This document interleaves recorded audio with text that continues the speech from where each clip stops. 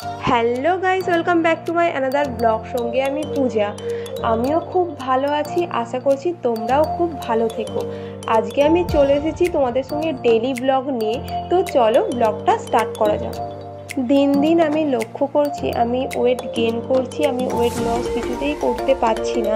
তাই নিজের সঙ্গে নিজেই একটা চ্যালেঞ্জ করেছি 1 মান্থের।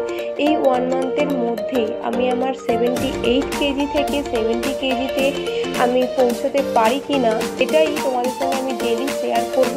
আমি ডেলি কী খাচ্ছি না খাচ্ছি, মানে ওয়েট লসের জন্য কী খেলে ভালো হয়, তোমরাও যদি জানো আমাকে একটু হেল্প করো।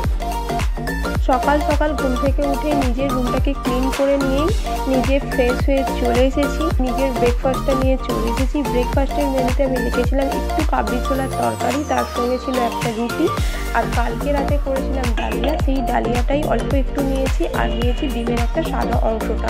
যেহেতু ওয়েট লস জার্নিতে আছি তাই জন্যই বাড়িতে যে ফলটা অ্যাভেলেবেল ছিল আঙুর ছিল, তাই আমি আঙুরেরই জুস করে খেয়েছি। তারপর নিয়েছি আমলকির একটা ওয়েট লস জুস, তার মধ্যে দিয়েছি আমলকি, আদা, বিটনুন আর একটু গোলমরিচ। পুরো লাঞ্চের মেনুতে আমি রেখেছি সব রকম সবজি দিয়ে একটা লাইট তরকারি টাইপসের করেছিলাম, আর তার সঙ্গে অল্প পরিমাণে আমি ভাত নিয়েছি, আর রেখেছি 2 পিস মাছ। যেহেতু আমি ভাতের সাথে টক দই খেতে পারি না, তাই আমি দুপুরের টাইমে এক বাটি টক দই আর একটা শসা কুচিয়ে নিয়েছিলাম। এটাই ছিল আমার আজকের ফার্স্ট ডের ওয়েট লস জার্নির খাবার দাবার সকাল থেকে।